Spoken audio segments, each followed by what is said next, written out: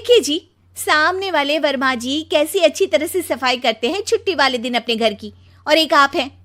अरे यार, उनके पास कार है, ऑफिस पास में है और हफ्ते में 2 दिन की छुट्टी होती है, तो फर्क तो पड़ता है ना। मेरी तो शादी ही गलत हो गई। अरे कोई मस्त लड़का मिलता, कमाता भी, घुमाता भी, घर के कामों में भी मदद करता, लेकिन नहीं जी, हमारे वाले को तो कमाने से फुर्सत ही नहीं, और कमाई भी ऐसी कि कोई जरूरत पूरी ही नहीं हो रही है। सुनील बेचारा शीना को देखकर सोचता है कि शीना सही कह रही है। देखने में सुंदर है, घर का सारा काम कर लेती है, उसे तो कोई भी अच्छा लड़का मिल सकता था। क्या सोच रहे हैं? भागने का इरादा तो नहीं है? अरे नहीं मेरी प्यारी बीवी, मैं तो नहीं, पर डर है कि तुम नहीं कहीं भाग जाओ मुझे छोड़कर। शीला सुनील के मुंह से प्यार भरी बात सुनकर मुस्कुराती है। आप भी ना। सुनील एक दिन ऑफिस से घर आता है कि तभी शीना कहती है, सुनिए जी, वो मेरी सहेली आई थी, सारा दिन वो लोग यहीं थे, अब जा रही थी तो मैंने कहा नहीं नहीं, मेरे पति छोड़ आएंगे ना तुम्हें, तो रोक लिया मैंने। सुनील थोड़ी देर कुछ सोचता है, फिर कहता है, ठीक है, मैं कपड़े चेंज करके आता हूँ। अरे तेरे पति को तो लग रहा है कि अच्छा नहीं लगा। अरे नहीं नहीं, ऐसी कोई बात नहीं है, रुको मैं अभी उन्हें घर के कपड़े देकर आती हूँ। शीना अंदर जाती है जहां सुनील पलंग पर लेटा होता है। अरे क्या मजाक है, वो कह रही है कि आपने मुंह बना लिया। सही तो कह रही है, सुबह से अब ऑफिस से लौटा हूँ, एक कप चाय का तो पूछा नहीं, 20 किलोमीटर जाओ और आओ, और फिर कल उसी टाइम पर ऑफिस। अरे यार, मुझे गाड़ी चलानी आती ना तो बोलती भी नहीं आपको, और कौन सा रिक्शा खींच कर जाना है आपको। सुनील अब क्या बोलता। रात देर से आता है और सो जाता है। अगले दिन शरीर दर्द हो रहा है। अरे तो मत जाओ ना ऑफिस, चलते हैं ना मार्केट घूमने, फिर पिक्चर देखेंगे और रात में खाना खाकर घर वापस।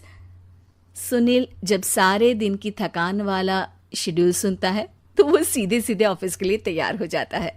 अब आए दिन शीना की डिमांड बढ़ती ही चली जाती है और सुनील उसको पूरा भी करता। लेकिन एक दिन, ए जी मेरा भाई आ रहा है, उसे 2 लाख रुपए की जरूरत है। हाँ तो मैं क्या करूं शीना, मेरे पास इतने रुपए नहीं है। हाँ हाँ पता है नहीं है, लेकिन किसी से लेकर तो दे सकते हो ना। अरे मैं किससे मांगू, मेरे तो जानने में भी कोई नहीं है जिसके पास इतनी बड़ी रकम हो। तभी वहां शीना का भाई शीनू आ जाता है। जीजा जी कैसे हैं आप? अब मैं ठीक हूँ शीनू, अचानक इतनी बड़ी रकम की जरूरत कैसे पड़ गई? अरे जीजा जी, वो बिजनेस शुरू किया ना, तो उसके लिए पैसे की जरूरत है, काफी हो चुका है, थोड़ा पैसा बचता है तो मैंने सोचा आपसे ले लूं। अब देखो, मेरे ऑफिस में कुछ लोग हैं जिनकी सेविंग अच्छी है, मैं उन लोगों से बात करके देखता हूँ। सुनील ऑफिस से किसी से पैसे लेकर शीना को दे देता है। शीना वो पैसा भाई को दे देती है 2 महीने बाद। अरे यार शीना, वो ऑफिस वाला आदमी अपने पैसे मांग रहा है, कैसे दूं? अपने भाई से बोलो ना पैसे दे दे। अरे हाँ हाँ दे देगा, कहाँ भागा जा रहा है, आप उनको बोल दो कि दे देंगे। थोड़े दिन बाद, शीना वो आदमी मुझसे आज भी पैसे मांग रहा था यार, मैं तंग आ गया हूँ, ऑफिस जाते ही सामने उसका चेहरा दिखता है, क्या बोलूं, बार बार पैसे मांगता है। अच्छा मैं शीनू को फ़ोन लगाती हूँ, बात करके देखती हूँ। शीना भाई को फ़ोन करती है लेकिन वो फ़ोन उठाता ही नहीं। लगता है भाई कहीं ऐसी जगह है जहाँ नेटवर्क की समस्या होगी। सुनील अगले दिन दोपहर को ही घर आ जाता है। उसका चेहरा उतरा और परेशान सा होता है। वो रोने लगता है।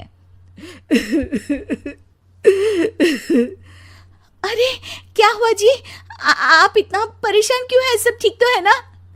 अरे नहीं शीना, कुछ ठीक नहीं है, मैं ठीक नहीं हूँ। तुम्हारे भाई के लिए मैंने जो पैसे लिए थे, उस आदमी ने आज भरे ऑफिस में सबके सामने मेरी बेइज्जती कर दी।